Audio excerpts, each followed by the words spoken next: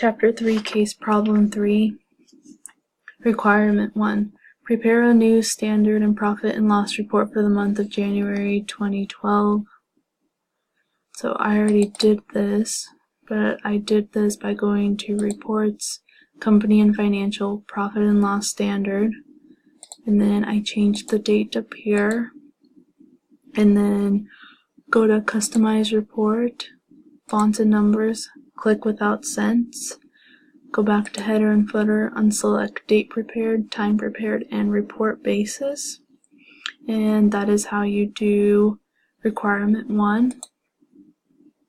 Requirement 2, prepare a new standard profit and loss report for the month of February 2012. Go to Reports, Company and Financial, Profit and Loss Standard, change the date up here, go to Customize Report, Fonts and Numbers, click Without Cents, go to Header and Footer, left align, change the title right here and type Income Statement, and then unselect Date Prepared, Time Prepared, and Report Basis. And that is how you do Requirement 2. Requirement 3. Modify the income statement you prepared in 2 by adding a previous period. Okay, and I did this. I'm going to Reports, Company and Financial, Profit and Loss Standard, customize the reports, select previous period, dollar change, and then percent change. Make sure the report title is Income Statement. Unselect Date Prepared, Time Prepared, and Report Basis.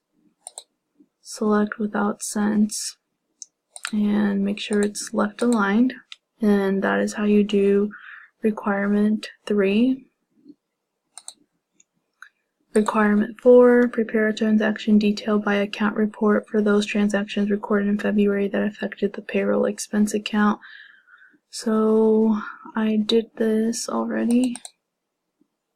It looked like this, but to do that, I opened up the balance sheet 2,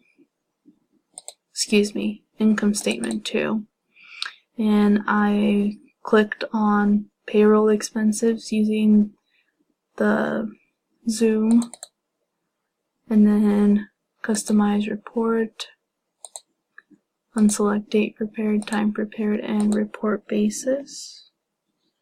And that is how you do Requirement 4.